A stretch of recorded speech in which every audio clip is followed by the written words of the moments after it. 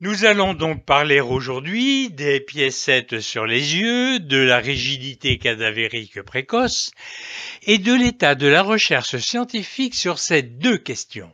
Bien qu'elles puissent paraître indépendantes à première vue, elles sont en réalité intimement liées, aussi bien par la physique, la médecine, la géographie que l'histoire, ce qui nous obligera à une grande rigueur dans leur étude pour être à la fois exact, précis, logique et cohérent, tout en restant courtois dans les désaccords, et ils seront nombreux. Bonjour à tous. Ces controverses qui remontent à de nombreuses décennies, entre 4 et 8, font curieusement encore l'objet d'un débat, et pourtant les avancées médicales, archéologiques, scientifiques et technologiques ont été importantes durant ces périodes. Il est certainement possible aujourd'hui d'au moins progresser dans la résolution de ces énigmes. Le linceul fut considéré pendant plus de 10 siècles comme une sainte relique, raison pour laquelle ce furent surtout les historiens qui l'étudièrent. Des zones d'ombre persistent encore, mais le travail progresse. C'est la première photographie du linceul, prise par Secondo Pia le 28 mai 1898, qui fit entrer le linceul dans l'ère scientifique. Ce qui aurait dû n'être qu'un avantage fut malheureusement à l'origine de litiges, car deux catégories de savants avaient des approches divergentes. Les ingénieurs, qui ne sont satisfaits que si le problème est réductible à une ou plusieurs équations, et les médecins, qui savent d'expérience que la pâte humaine est bien souvent rebelle aux équations. Si l'étude de la formation de l'image est évidemment du ressort exclusif des ingénieurs, en revanche, la mort par crucifixion de l'homme du linceul est, par définition, une pathologie criminelle, donc du domaine spécifique des médecins. Pour bien se comprendre, il ne faudra pas tout mélanger, que chacun reste chez soi. De plus, ce linceul, avec son image infalsifiable et jamais reproduite, quoi qu'en prétendent certains fanfarons, serait le témoin d'une résurrection et pas n'importe laquelle, celle du Christ. Nous voilà donc plongés en plein conflit de religion entre croyants et athées, et cette querelle-là entraîne facilement des prises de position autrement plus virulentes que la précédente. Heureusement, la plupart des vrais savants ont la finesse d'effectuer un travail collégial en bonne intelligence avec leurs confrères, quelles que soient les disciplines étudiées. Jésus de Nazareth. La personne qui avait été mise dans ce linceul le 1er avril 33, comme l'a démontré le Symposium de Rome en 1993, à l'unanimité des 57 savants de 18 pays, Jésus de Nazareth donc, à l'origine du sang et de la fameuse image visible sur ce tissu, nous a bien prévenus. Je ne suis pas venu apporter la paix, mais la division. Matthieu 10, 34, 36. Méfions-nous donc de ne pas tomber dans ce travers stérile et délétère. Vous trouverez dans la description, espace situé en dessous de la vidéo et ses boutons, en cliquant sur le mot plus, toutes les références et abréviations répétitives utilisées et éventuellement des liens. N'hésitez pas à consulter cette description, c'est notre seule manière de ne pas surcharger la conférence elle-même. Posons-nous une première question toute simple. Si piécettes il y a, dans quel cas pouvaient-elles rester sur le visage du crucifié? Premier cas, pas sur la croix Bien sûr, poser des pièces sur les paupières supérieures était une impossibilité absolue, la pesanteur s'y opposant. Deuxième cas, une fois descendu de la croix, c'était inutile. Les pièces seraient tombées pendant la descente du calvaire jusqu'au tombeau. Troisième cas, dans le tombeau, image en haut et à droite, si la rigidité cadavérique n'était pas encore installée, et si le cadavre était étendu tête horizontale sur le sol de l'arcosolium. La pose de piécette était possible et éventuellement utile si les paupières supérieures ne voulaient pas rester fermées. Quatrième cas, enfin, juste en dessous, si la rigidité cadavérique était déjà installée, donc la tête inclinée à 40-45 degrés, les pièces auraient été en position très instable.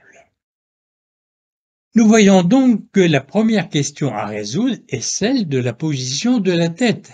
Par conséquent, de savoir si, au moment de sa mise en linceul, le corps était déjà en rigidité cadavérique ou encore souple. La crucifixion romaine était un supplice mortel. Pour quelle raison? La question vaut d'être posée car la crucifixion ne causait directement aucune blessure mortelle. Et les clous carrés larges de 8 mm à leur base longs de 10 à 15 cm, enfoncés à coups de marteau dans des points précis des articulations des poignets et des pieds, ne lésaient aucun organe ou vaisseau important. Ces clous n'étant enlevés que post-mortem, ils obstruaient donc les plaies que leur pénétration avait causées, et l'hémorragie issue de ces blessures était très modérée, en tout cas bien insuffisante pour entraîner la mort. Celle-ci avait donc une autre cause, et les médecins sont certains que le condamné décédait surtout d'asphyxie, mais aussi de déshydratation et de l'association des complications cardiaques de ces deux pathologies. Pourquoi?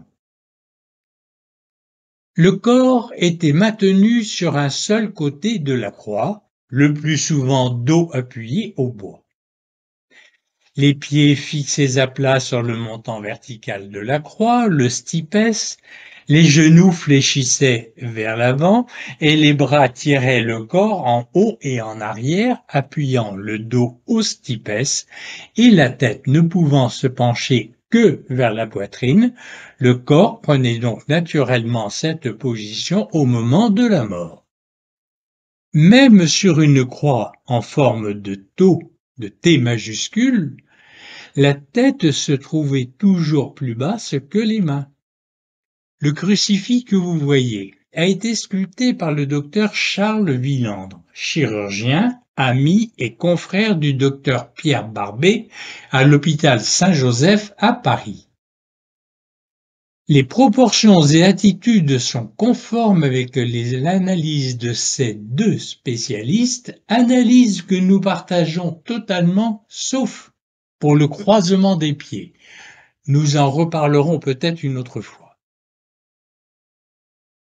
Pour Jésus, la couronne d'épines, supplice inédit, empêchait en plus le redressement de la tête, qui pendant les 3 heures du supplice était donc fléchie en avant d'au moins 15 à 20 degrés. Et Jean précise que Jésus, dans les derniers instants, aggrava encore cette position car, je le cite, « baissant la tête, il rendit l'esprit ». Jean 19:30. L'inclinaison de la tête relevée sur le linceul, image du bas, est de l'ordre de 40 à 45 degrés. Avons-nous des comptes rendus médicaux d'examen d'un mort par crucifixion? Si l'on s'en tient au sens strict des mots, la réponse est non, aucun. Car la crucifixion a officiellement été abolie par l'empereur Constantin dans les années 315, ce qui ne l'a pas empêché, hélas, de perdurer jusqu'à nos jours. Il existe une photographie en haut à gauche, largement diffusée sur Internet, de 8 ou 9 jeunes femmes arméniennes crucifiées pendant le génocide turc de 1915-1916.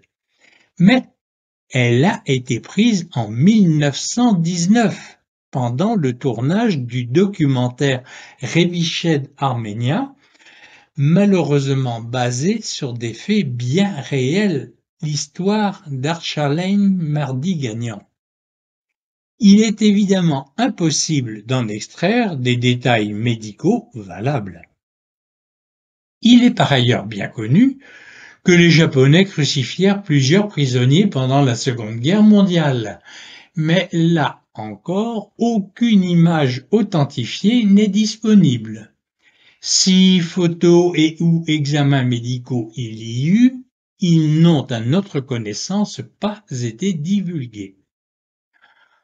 En revanche, des pendaisons par les mains, en bas à droite, ont été pratiquées dans l'armée austro-allemande lors de la Première Guerre mondiale et un médecin, le docteur Rudolf Maria Hynek de Prague, en a été témoin direct et en a publié le récit que nous citons un peu plus loin.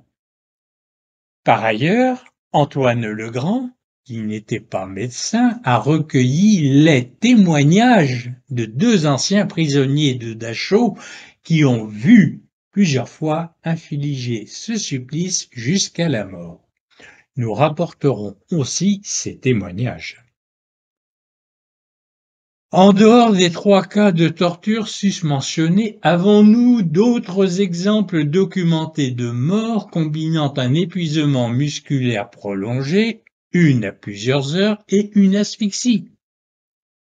Hélas oui, des centaines de milliers en raison d'une maladie, le tétanos, d'origine microbienne atteignant toutes les tranches d'âge du nourrisson au vieillard. La blessure est souvent banale, voire invisible, du genre piqûre d'épines, et la mort dans des souffrances atroces intervient plus d'une fois sur 2. Vers 1890, le docteur Émile Roux injecta aux malades du sérum préparé à partir du sang de chevaux vaccinés.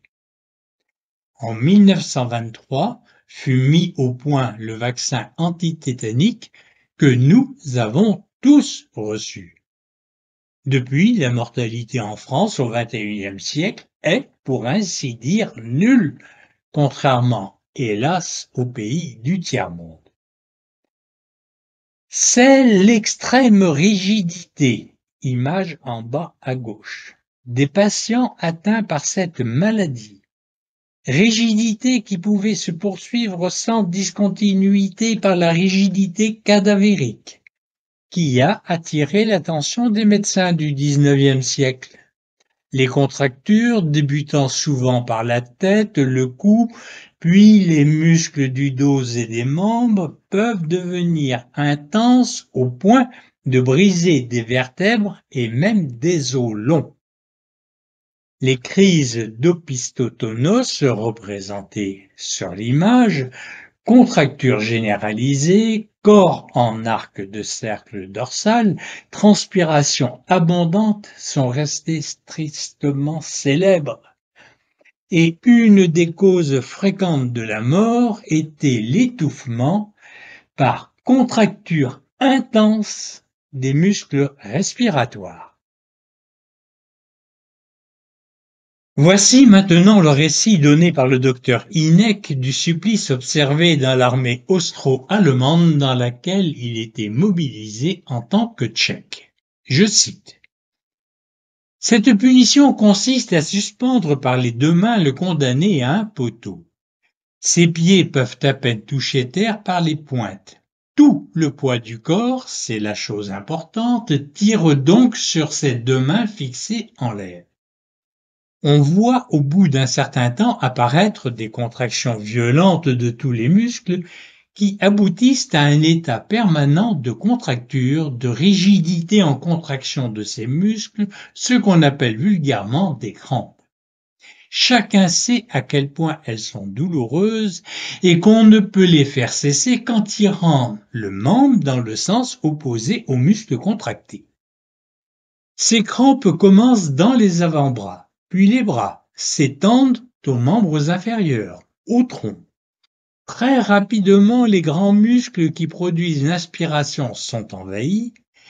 Il en résulte que les poumons se gorgent d'air mais ne parviennent plus à le faire sortir. Les muscles expirateurs, contracturés eux aussi, sont plus faibles que les inspirateurs. En temps ordinaire, l'expiration se fait presque automatiquement et sans effort musculaire par l'élasticité des poumons et de la cage thoracique. Les poumons étant ainsi fixés en aspiration forcée et ne pouvant plus se vider, il s'ensuit que l'oxygénation normale du sang qui y circule ne peut plus se faire et que l'asphyxie se déclenche chez le patient comme si on l'étranglait. Il est dans le même état qu'un emphysémateux qui aurait en plus une crise d'asthme. Ce tableau est identique à une maladie microbienne, le tétanos, par intoxication des centres nerveux, raison pour laquelle ce syndrome de contracture généralisée est appelé tétanie. Notons de plus que le défaut d'oxygénation du sang pulmonaire entraîne dans les muscles où il continue à circuler une asphyxie locale, une accumulation d'acide carbonique dans ces muscles qui, par une sorte de cercle vicieux, augmente progressivement la tétanisation des mêmes muscles. On voit donc le patient, la poitrine distendue, présenter tous les syndromes de l'asphyxie. Sa figure rougit, se violace, une sueur profuse coule de son visage et de toute la surface de son corps. Il faut le dépendre, la simple punition ne pouvant pas durer plus de 10 minutes. On l'a depuis poussé jusqu'à l'assassinat dans les camps de déportation hitlériens. Fin de citation. Et voici le témoignage recueilli par Antoine Legrand auprès de 2 prisonniers de Dachau. On suspendait le condamné par les 2 mains, soit l'une à côté de l'autre, soit écartées. Les pieds restaient à une certaine distance du sol. Au bout de peu de temps, la gêne respiratoire devenait intolérable. Le patient y remédiait en exerçant des tractions sur les bras qui lui permettaient de reprendre son souffle. Il se maintenait en l'air jusqu'à 30 ou 60 secondes. On lui attachait alors au pied des poids pour alourdir le corps et empêcher les tractions. L'asphyxie se déclenchait alors rapidement en 3 à 4 minutes. Au dernier moment, on enlevait les poids pour le laisser revivre en lui permettant les tractions. Les témoins, qui ne sont pas médecins, n'ont pu se rendre compte si ces tractions étaient des contractions volontaires ou des contractures. Elles soulageaient en tout cas la respiration. Après 1 heure de suspension, ces tractions devenaient de plus en plus fréquentes mais en même temps de plus en plus faibles. L'asphyxie s'installait progressive et définitive. Les témoins décrivent la cage thoracique gonflée au maximum, le creux sous le sternum très creusé. Les jambes raidies pendaient sans s'agiter. La peau devenait violette, une sueur profuse apparaissait sur tout le corps coulant à terre et tachant le ciment. Elle était surtout extraordinairement abondante dans les quelques minutes qui précédaient la mort. Les cheveux et la barbe étaient littéralement trempés et cela même par des températures voisines de 0 degré. Les mourants devaient avoir une température élevée. Après la mort, le corps était d'une rigidité extrême. la tête retombée en avant dans l'axe du corps. La mort survenait en moyenne au bout de 3 heures, un peu plus tardivement quand les mains étaient écartées. Fin de citation. Cette transpiration intense a beaucoup intrigué, mais le corps d'un être humain contient environ 60% de son poids en eau. Pendant un exercice physique intense, la transpiration peut atteindre 6 litres par heure, d'où l'impérieuse nécessité de boire très fréquemment car pour un homme de 90 kg, une perte de 5% de son poids, équivalente à 4 litres et demi d'eau, est extrêmement désagréable, bien que sans risque réel. Mais ensuite, les ennuis arrivent rapidement.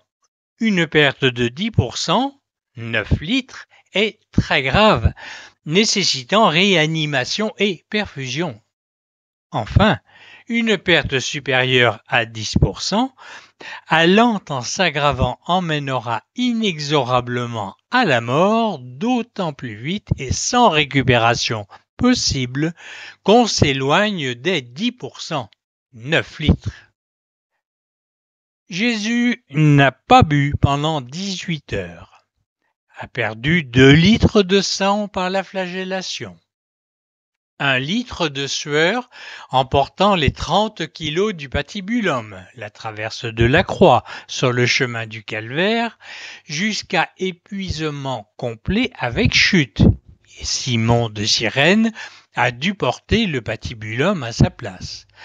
Enfin, Jésus s'est battu sans arrêt contre l'asphyxie en croix pendant 3 heures.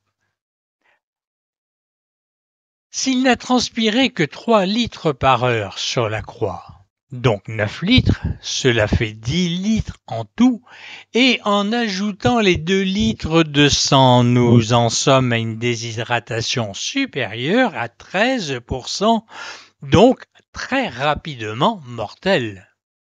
Si à cette perte de liquide on ajoute l'excès de potassium sanguin, le manque d'oxygène et l'acidose métabolique, depuis le début de la 3e heure sur la croix, sa vie ne tenait plus qu'à un fil et qui s'effilochait inexorablement. De fait, au bout de la 3e heure, il était mort. La crucifixion par des clous aggravait considérablement les douleurs en raison de la dislocation et de la déchirure des articulations et, de plus, elle prolongeait la durée du supplice par l'appui possible sur les pieds. Mais elle ne modifiait en rien les troubles respiratoires et biologiques, s'aggravant simultanément et inéluctablement, cause à la fois et du décès et de la rigidité corporelle extrême simultanée, obligeant le corps à garder exactement pendant 24 à 36 heures la position qu'il avait au moment de sa mort. La tête penchée en avant dans l'axe du corps est le résultat de la contrainte imposée par les épaules et aggravée par le poids de la tête, 6 à 7 kilos. L'examen du linceul montre que la tête était exactement dans l'axe du corps. Tout ce que nous venons de voir a été considérablement aggravé par la flagellation très sévère qui a initié la passion.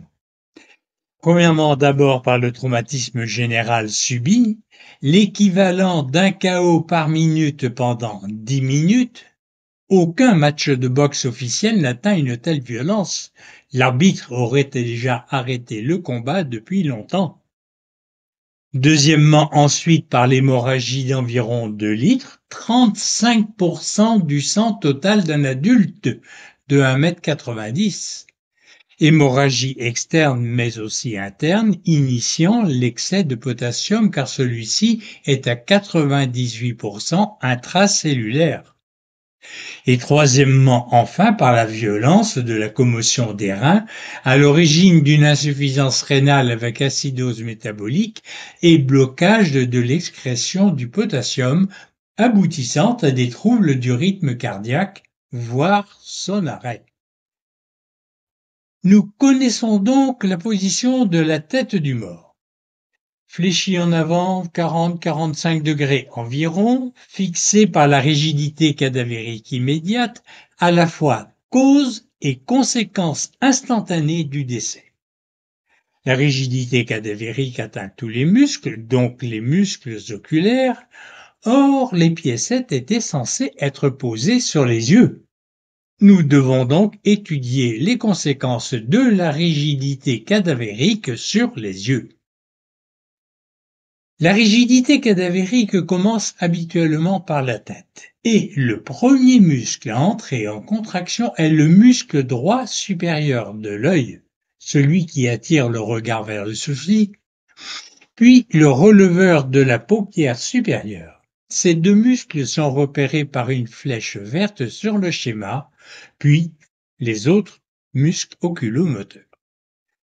Sur une coupe schématique d'un œil, on remarque que le diamètre d'un œil adulte est d'environ 2,4 cm et il est logé dans un cornet osseux de 5 cm de longueur, ouvert bien entendu aussi à son extrémité interne, la fente sphénoïdale, pour laisser passer le nerf optique, les veines, les artères, etc. Et les muscles oculomoteurs viennent s'insérer sur les bords de cette fente. Tout l'espace entre le globe oculaire et la fente sphénoïdale est occupé par une graisse très riche en eau, en jaune sur le schéma. En cas de déshydratation, cette eau se raréfie très vite. L'œil s'enfonce dans son orbite, signe bien connu d'une déshydratation prononcée chez un nourrisson qui vomit et qui a de la diarrhée ou chez un vieillard qui ne boit pas suffisamment. En se contractant au maximum à cause de la rigidité cadavérique, les muscles oculomoteurs attirent encore plus le globe oculaire vers le fond de son orbite. Enfin, le globe oculaire contient un liquide, l'humeur aqueuse, qui est renouvelé en permanence toute la vie, entretenant une pression oculaire de l'ordre de 15 mm de mercure. En cas de décès, la sécrétion s'arrête faute d'énergie, mais la résorption par des petits canaux aboutissant à un sinus veineux se poursuit et la pression baisse dans l'œil, le rendant plus souple et facilitant encore son enfoncement dans l'orbite. Examinons attentivement l'œil droit sur ces deux photos de Durante. Sur la photo de droite, en couleur, il n'y a pas de sang et la coloration verte atténuée indique une séparation d'environ 2 cm entre l'œil et le linceul. Sur la photo de gauche en 3D, l'orbite est en creux. Examinons maintenant l'œil gauche, plus coloré que le droit. On voit nettement des traces de sang indiquant le contact entre le corps et le tissu, et sur la photo de gauche, on distingue un trait horizontal blanc. C'est du sang qui a suinté entre les paupières et les accolés. Cet œil a été poché par un coup de poing avant le couronnement d'épines, car il faudrait être fou pour donner un tel coup juste à côté d'une couronne portant des épines de 3 à 5 cm de long. Sur les deux photos, il est évident que la trace de l'extrémité du sourcil gauche est du sang et n'a rien à voir avec une piécette.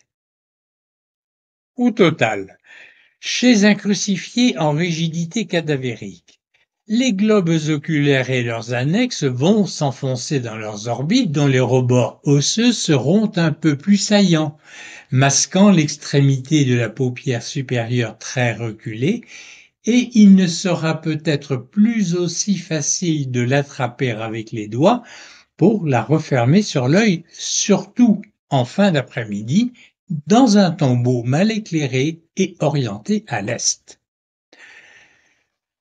Nous voici en possession de tous les éléments indispensables pour nous faire une opinion correcte sur la rigidité cadavérique précoce, l'inclinaison de la tête et l'apparence de chaque œil, ce qui était l'une des deux questions motivant cette conférence. Avant d'aborder l'autre question, y avait-il des piécettes ou non, il nous reste encore à savoir dans quelles conditions se passaient les obsèques en Palestine au 1er siècle, s'il y avait des différences sensibles avec celles du début de notre XXIe siècle et lesquelles. Que se passe-t-il en France de nos jours lorsqu'une personne meurt s'il ne s'agit pas d'une scène de crime et si la personne ne fait courir aucun risque de maladie contagieuse?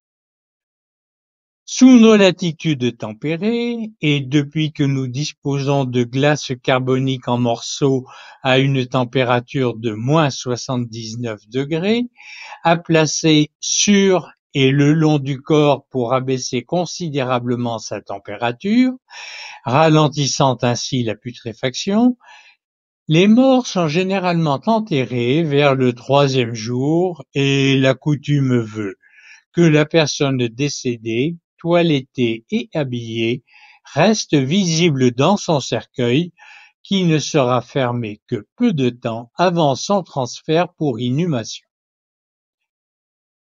Nous savons que la rigidité cadavérique débute progressivement à partir de la tête dès les premières minutes et que les premiers muscles à entrer en contraction sont le releveur supérieur de l'œil, puis celui de la paupière supérieure. Si on ne faisait rien, au bout de 5 à 6 heures environ, le mort aura les paupières supérieures et les yeux très relevés, alors que l'habitude veut que nous lui donnions l'apparence du sommeil.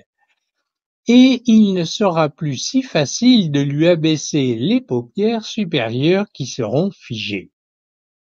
L'usage veut que le médecin ou la personne qui a été appelée pour signer le certificat de décès, sans lequel les pompes funèbres et les thanatopracteurs ne peuvent intervenir, l'usage donc veut que la personne abaisse les paupières supérieures et les maintienne dans cette position par 2 petits bouts de sparadrap que la famille enlèvera après quelques heures. La même personne ferme également la bouche du mort avec une bande ou un foulard, car la mandibule va s'affaisser progressivement et il sera presque impossible de fermer la bouche 12 à 15 heures après la mort. Que se passait-il en Palestine au 1er siècle lorsqu'une personne mourait? Sous ces latitudes plus chaudes et plus ensoleillées, où les insectes mouches surtout sont plus nombreux, et en l'absence de moyens de refroidissement, les périodes d'apparition de rigidité et surtout de début de décomposition étaient plus courtes. Il était donc courant d'enterrer un mort dans les 24 heures, voire moins, 18 heures en plein été. Le défunt était donc toiletté, habillé, ses yeux fermés par le fils aîné, et un linge, un suaire, recouvrait la tête, jouant à la fois le rôle de maintien des yeux fermés et celui d'occlusion de la bouche. Comme le mort, qui n'était pas encore rigide, devait être transporté jusqu'au lieu de sépulture au moyen d'un brancard porté sur les épaules de 4 hommes, il ne fallait surtout pas qu'un de ses bras ou une de ses jambes s'échappât du brancard pendant le transport, en raison d'un faux pas, d'un escalier ou autre. Aussi les mains et les chevilles étaient-elles attachées par des bandelettes de lin. Arrivé au tombeau, le mort était déposé ainsi attaché. Il se trouve que le même mot grec autonion, au pluriel autonia, désignait aussi bien des bandelettes qu'une fine toile légère. Or, le linceul n'a qu'un tiers de millimètre d'épaisseur, d'où les fâcheuses confusions déjà étudiées dans une précédente conférence. Nous abordons maintenant la seconde partie de cette conférence. Y a-t-il ou non des pièces posées sur le linceul? Le débat remonte à 1977 à Albuquerque, au Nouveau-Mexique, lors des travaux préliminaires du STURP, puis de la communication que fit Eric Jumper, ingénieur en aérospatial, au Congrès de Turin en 1978.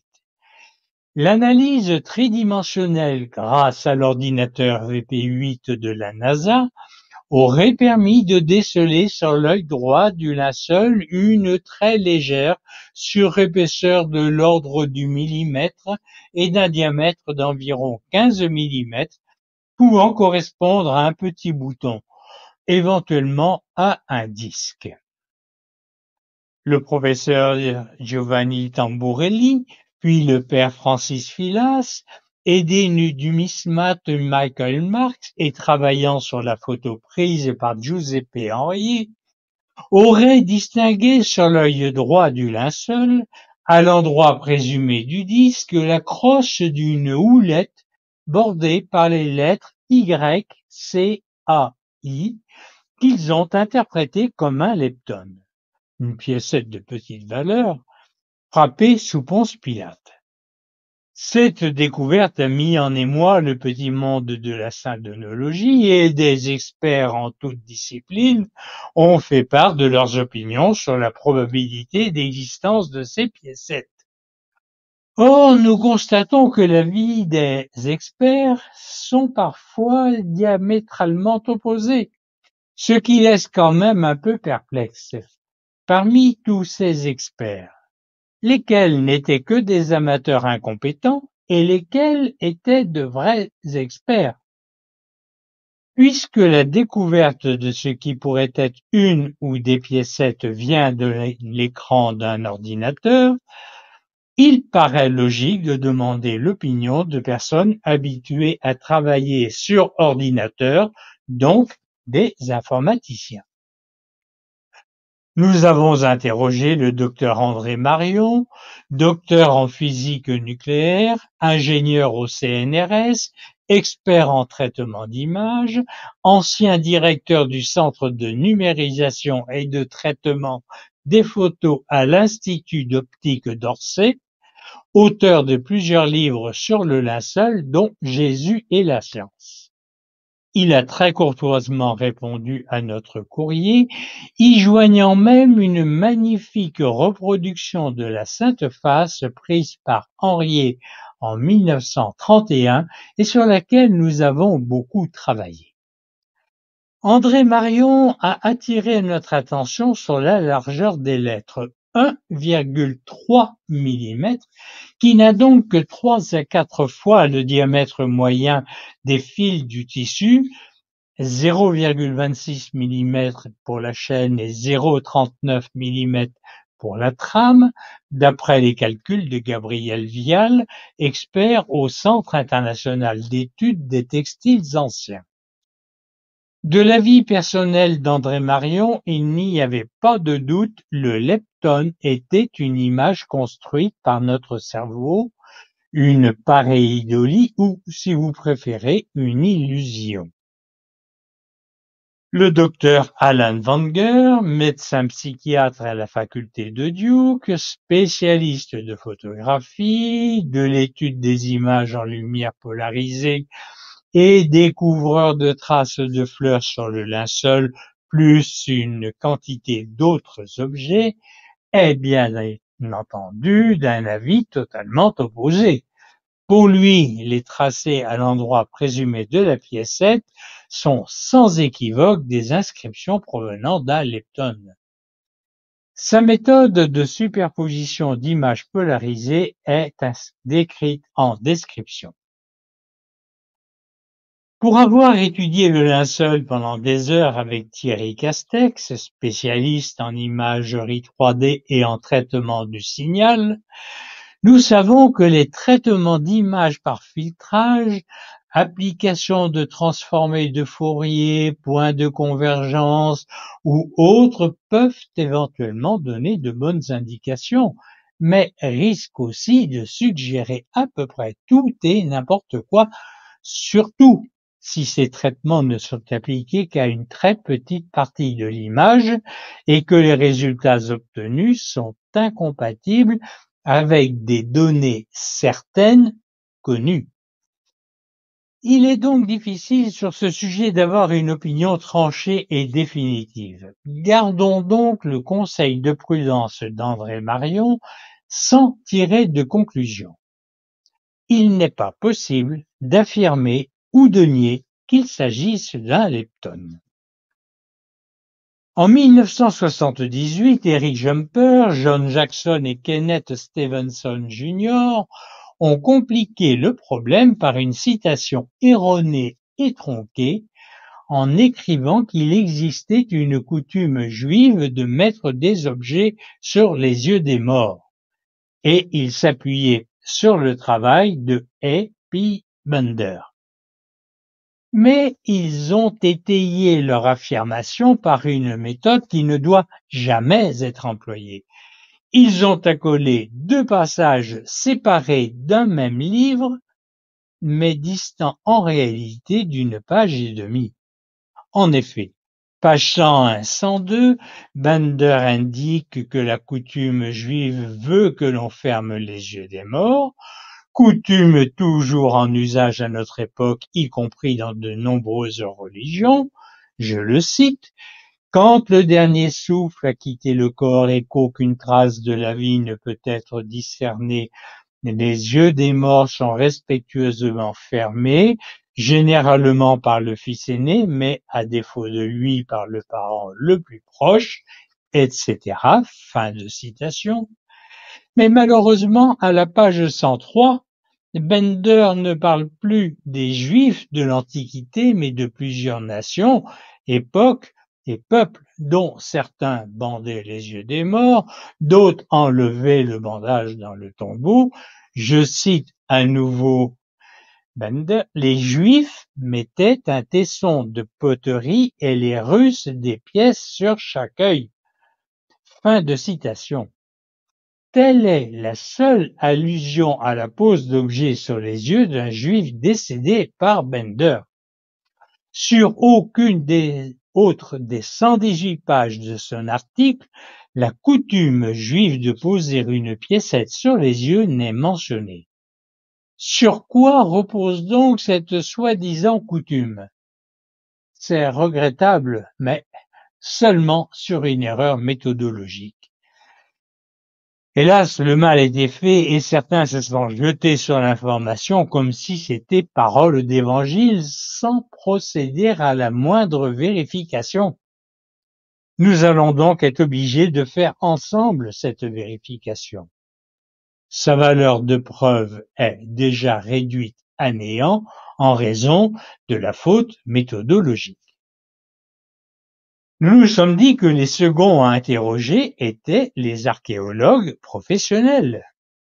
Le professeur Ramani était un archéologue israélien, conservateur en chef des musées d'antiquité d'Israël et remarquable pour son travail sur les tombes, les ossuaires et les ossilégies, les rassemblements d'ossements, à la période du Second Temple. Le professeur Ramani répond ici à une discussion générale sur l'ossuaire dans un article précédent qui parlait de la coutume de la pièce de monnaie sur l'œil. Je le cite: « Aucune pièce de la période dont nous parlons, c'est-à-dire de moins 50 avant Jésus-Christ à plus 70 après Jésus-Christ, ne fut trouvée dans aucune tombe à Jérusalem. » C'est concis, mais précis. Le professeur Avigad de l'université hébraïque, qui a exhumé un grand nombre de tombes de la période en question à l'intérieur et autour de Jérusalem, et monsieur Kloner du district archéologiste de Jérusalem et qui a depuis longtemps une grande expérience pratique en ce domaine, ont confirmé au professeur Ramani la découverte rarissime d'une seule pièce et encore dans les débris d'une de ces tombes. Le professeur Rachel Ashlili du département d'archéologie de l'université de Haïfa, auteur de 93 publications, et le professeur agrégé d'archéologie du Levant de l'université de Pennsylvanie, Anne Kilbrew, ont publié, je les cite, « Nous avons été incités à écrire cet article en réponse à la récente controverse qui a résulté de la découverte de 4 pièces de monnaie à l'intérieur de 2 tombes juives de la période du Second Temple à Jéricho et leur relation avec les coutumes funéraires juives de l'époque. Les pièces de Jéricho ont été citées comme preuve par le placement de pièces de monnaie sur les yeux du défunt était une pratique courante due à une coutume funéraire juive du 1er siècle de notre ère. Voir par exemple l'article de Bortin en 1980. Cette croyance infondée a été utilisée par certains pour étayer leurs affirmations selon lesquelles les images d'objets apparaissant au-dessus des yeux sur le suaire de Turin sont des pièces de monnaie. Il convient de souligner que nous ne souhaitons entamer aucune discussion concernant le linceul et son authenticité. Nous pouvons sans risque conclure de notre discussion que le placement de pièces de monnaie à l'intérieur de tombes ne faisait généralement pas partie du rituel funéraire, en particulier chez les Juifs. Il est très douteux que l'inhumation à En-Bokek, à Jéricho, ait été un Juif. Si la pratique consistant à placer des pièces dans la bouche apparaît sporadiquement, plus rarement chez les Juifs, le placement de pièces de monnaie sur les yeux n'est signalé que dans un cas, à En-Bokek. Par conséquent, l'affirmation selon laquelle placer des pièces de monnaie sur les yeux était une pratique funéraire juive courante pendant la période du Second Temple ne peut être étayée ni par l'archéologie, ni par des preuves littéraires. Il semble que la conclusion soit unanime. Non seulement la soi-disant coutume n'était qu'une calembredaine, mais en plus les fouilles de milliers de tombes n'ont découvert aucune pièce, sauf une, dans une tombe qui n'avait probablement pas contenu un juif. Il fallait quand même avoir l'avis des numismates spécialisés en pièces anciennes pour pouvoir se faire une véritable opinion. Les 4 lettres éventuellement visibles sur la piécette de l'œil droit forment l'ensemble YCAI. Sur ces 4 lettres, une seule pose problème, le C, et pour 2 raisons différentes d'après Antonio Lombati, historien. Première raison, tous les leptones frappés sous Tibère en Palestine portaient en grec et en majuscule l'inscription Tiberiu Caesaros, signifiant de Tibère César, et de surcroît la première lettre des noms propres est toujours une majuscule. Deuxième raison, la lettre C n'existe pas en grec. Examinons à la lumière de ces données l'inscription YCAI qui serait sur l'œil droit. Le Y est, en grec, la majuscule de notre lettre U et pourrait parfaitement correspondre à la dernière lettre de Tiberiu. Il n'y a rien à redire. Dans CAI, AI pourrait parfaitement correspondre aux deuxième et troisième lettres de Kaisaros. Rien à dire non plus. C, en revanche, n'appartenant pas à la langue grecque, aucune explication alphabétique ne permet de dire qu'il remplace la lettre kappa, majuscule ou minuscule. Pour se faire l'avocat du diable, on pourrait penser que sur des petites pièces de bronze, 15 millimètres de diamètre, où la largeur des lettres ne dépasse pas 1,3 mm, estampées de façon correcte et pérenne des caractères comme grand sigma, sigma du milieu ou sigma de fin n'était pas chose facile et que les remplacer par un grand C ou un petit c était plus simple et plus solide. Nous avons interrogé un spécialiste de monnaies anciennes romaines sur cette question. Malheureusement, il n'a pas répondu.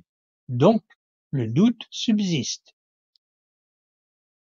Ayant pris le temps d'examiner plus d'une centaine de leptones présentés sur Internet, en état correct et permettant une lecture certaine des lettres, force est de constater que le jugement est presque sans appel. Quand les pièces sont abîmées ou peu lisibles, on ne peut rien conclure.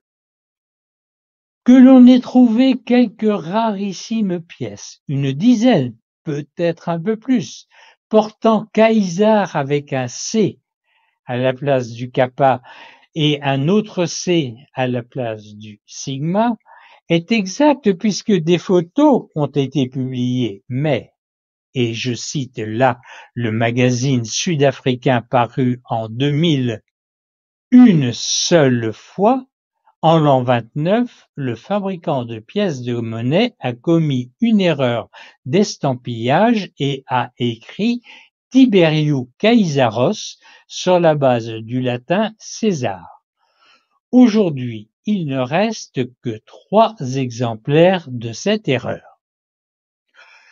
Pour que l'argument ait de la valeur, il faudrait être absolument certain qu'elles eussent été frappées en Palestine, sous Ponce Pilate, et que ce fussent des leptones en bronze, car il a existé des pièces en argent, des pièces qui n'étaient pas des leptones, des pièces qui n'avaient pas été frappées en Palestine, etc. Bien sûr, tout cela ne permet pas d'affirmer que sur l'œil droit de Jésus, il n'y avait pas une piécette. C'était peut-être l'exception qui confirme la règle.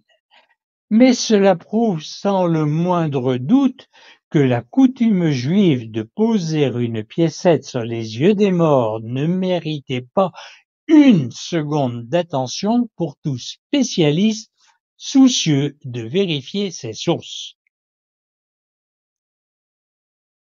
Il serait possible de penser que nous avons fait un tour honnête de la question, analysant sans a priori les arguments contradictoires. Et pourtant, nous en avons volontairement laissé un de côté, car son énoncé prématuré eût risqué de clore le débat des lecteurs pressés, sans qu'ils prissent le temps d'examiner les différentes facettes, ce qui eût été dommageable pour leur culture générale notamment. Il est temps de présenter cet argument. L'image tridimensionnelle visible sur le linceul ne se voit que sur la face du tissu en contact avec le corps. Depuis les résultats de la fibroscopie faite au début des années 2000 et publiée par Gian-Maria Zaccone, et surtout après que la toile de Hollande a été décousue entièrement en 2002 par Madame Fleury Lemberg, sur le verso du linceul, on voit très distinctement de nombreuses taches de sang. Quelques zones très discrètement teintées apparaissent parfois à l'endroit où appuyait le corps, mais elles n'ont aucune tridimensionnalité. Il s'agit des emplacements où la sueur et la poussière avaient sali le corps pendant la Passion. Les travaux d'Usturpe sont formels. Le linceul a une épaisseur de 0,33 mm en moyenne et les traces corporelles tridimensionnelles n'ont jamais dépassé 0,12 mm de tissu depuis sa surface, soit le tiers de l'épaisseur du tissu.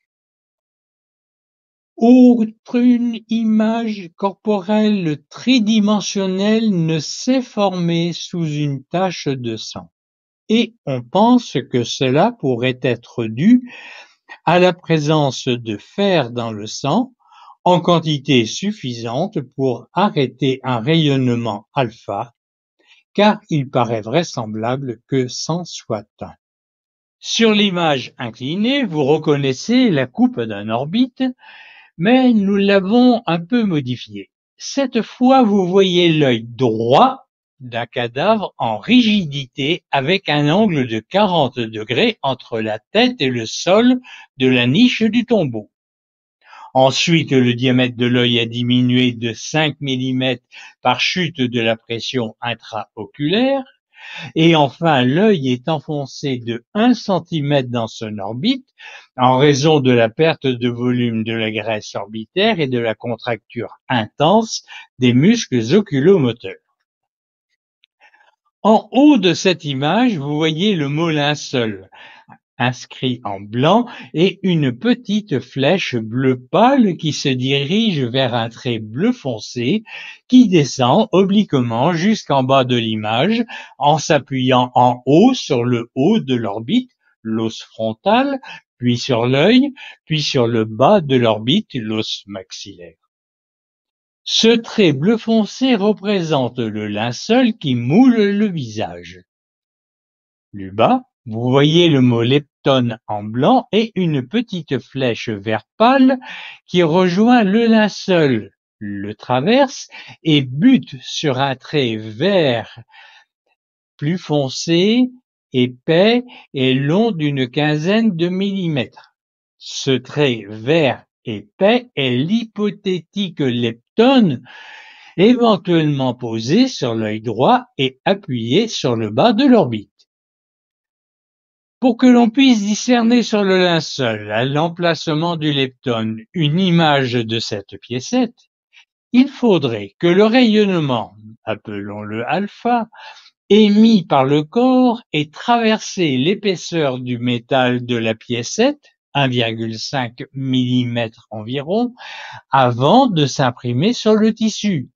Donc une épaisseur 12 fois plus importante qu'il ne l'a jamais fait dans le tissu du linceul.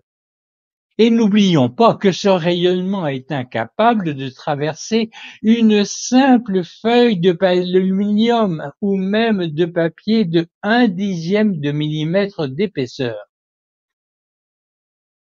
Vous pensez que cette hypothèse est crédible? S'il y avait une piécette de bronze de 1,5 mm d'épaisseur et de 1,5 cm de diamètre posée sur l'œil, cela devrait entraîner sur l'œil droit du linceul une tache de 15 mm de diamètre environ que le rayonnement n'a pas pu atteindre, et ne portant donc aucune image en dehors de celle du tissu du linceul. Photo en bas à gauche.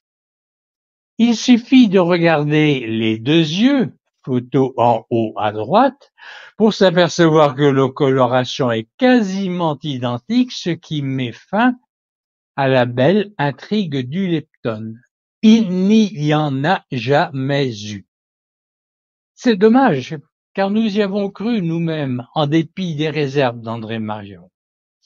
Pour la petite histoire, c'est en travaillant sur les bandelettes et le pagne et autres objets si chers à certains que l'idée nous en est venue, mais avant de publier n'importe quoi, nous avons voulu faire un travail de recherche approfondi et cela prend du temps. Il reste encore une possibilité théorique, le rayonnement ne serait pas un rayonnement alpha. En ce qui nous concerne, nos compétences en rayonnements électromagnétiques sont bien trop insuffisantes pour nous autoriser une opinion, mais cette hypothèse nous paraît bien hasardeuse, car elle contredirait bien des découvertes qui semblent fécondes. Il y a belle lurette que nous nommons à titre personnel, évidemment, ce rayonnement le rayonnement de Dieu. D'accord. Cette appellation n'est pas officiellement référencée dans les rayonnements électromagnétiques. Mais si Dieu a été capable de créer l'univers à partir du néant et de ressusciter son Fils après 36 heures de décès, il est difficile de penser qu'il se soit interdit d'utiliser un rayonnement créé uniquement pour cette occasion.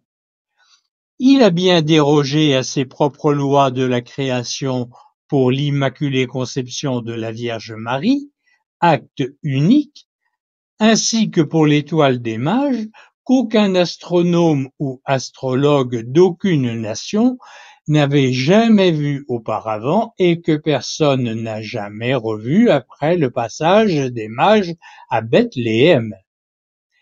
Si tel est le cas, l'identification de ce rayonnement risque de poser encore quelques problèmes et l'explication scientifique de la résurrection n'est peut-être pas pour demain.